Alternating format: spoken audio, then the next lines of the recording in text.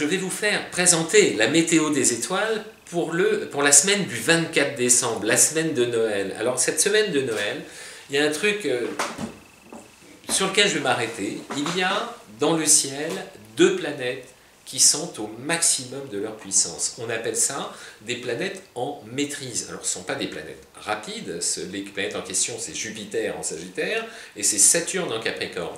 Mais ce sont des planètes extrêmement structurantes. Pourquoi? Vous allez voir pourquoi elles vont toutes les deux nous concerner tous, par des angles différents.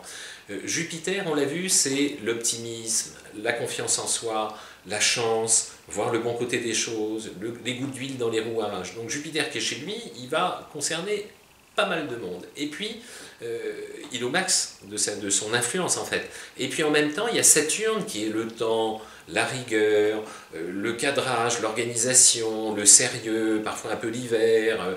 Il ne nous fait pas toujours rigoler, mais il est super utile parce qu'il donne une densité, une structure à tout ce qu'on touche.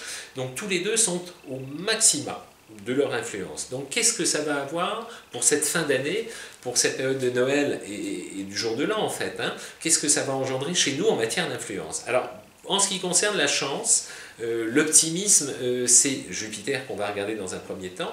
Jupiter qui est en Sagittaire, eh ben, on le sait, hein, il concerne toujours mes préférés, à savoir Bélier, Lion et bien évidemment les Sagittaires, et par extension, il porte chance aussi au Verseau et aux Balances. Alors, il y en a 5 là qui sont toujours dans cette même dynamique de porteuses, où il y a plein de nouveautés, où les occasions, il faut les créer, et si on les crée, il y aura des remontées bien meilleures que quand l'influence n'est pas là, parce que c'est un boost, c'est un accélérateur de bonnes choses.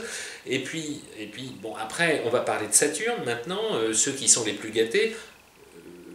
Petite opposition de Jupiter pour les Gémeaux, donc pendant les fêtes, évitez les excès, évitez... tenez votre langue pour ne pas faire de l'humour qui pourrait mal tomber comme un cheveu sur la soupe. Sinon, il n'y a rien de bien grave de plus que ça.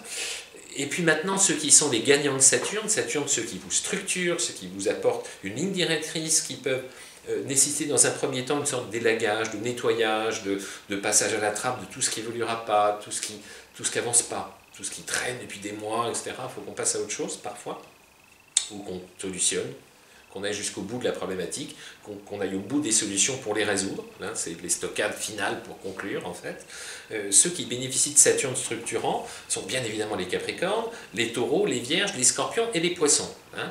Capricorne, Taureau, Scorpion, Vierge, Poisson, là vous bénéficiez de Saturne, il vous aide à vous caler une ligne directrice, une dynamique plus précise, une direction qui s'éclaire sur les chemins à suivre et surtout ce que vous devez dégager de votre champ qui vous ralentit, qui vous freine, sur lesquels il n'y a pas de portée, donc il y a un petit peu de nettoyage par le vide à faire sur certaines choses pour y voir beaucoup plus clair et donc pour aller plus loin, plus vite, plus efficacement. Voilà, ça c'est pas mal. Et puis attention les cancers qui vous prenez du coup l'opposition de Saturne, beaucoup de fatigue pour le coup, d'interrogation, d'introspection, poser des questions, nombreuses questions, parfois trop. Vivez l'instant présent, ami cancer, de façon à me gérer cette opposition le plus en finesse et en souplesse possible. Voilà, j'ai fait mes 12 signes pour cette fin d'année. On a parlé de tout le monde.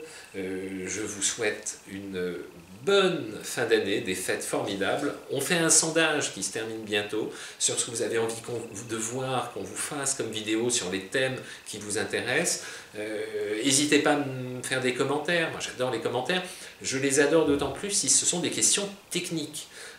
Pourquoi Mercure là, pourquoi Vénus ci, pourquoi machin, ça j'adore ça, c'est c'est ma gourmandise, donc n'hésitez pas, faites-vous plaisir, faites-moi plaisir, je vous réponds si c'est logique, si c'est simple et pratique, etc., trucs techniques, j'adore ça.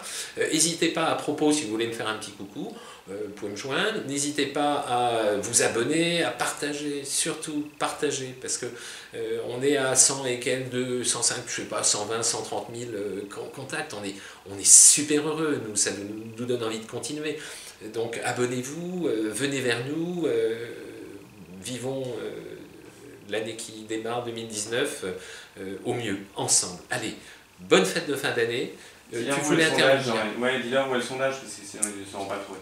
Oui, dans les communautés. Alors oui, Olivier me précise fort judicieusement que nous faisons un sondage, le sondage dont je vous ai parlé juste avant. Ce sondage a pour effet de vous faire intervenir sur ce qui vous plaît, sur ce que vous avez envie qu'on fasse, les vidéos, les thèmes, les sujets, etc. Tout ça est très élastique, donc on s'adapte. Donc s'il y a des thèmes préférés, indiquez-le nous, et puis on planchera sur ce sujet-là en particulier. Donc c'est sur l'onglet Communauté. Communauté, c'est là-haut sur le tableau de bord, à l'accueil de la chaîne. N'hésitez pas à intervenir et puis manifestez-vous, quoi. Hein, voilà. Bonne fête de fin d'année et à très vite, on se retrouve la semaine prochaine. Bye, bye, bye.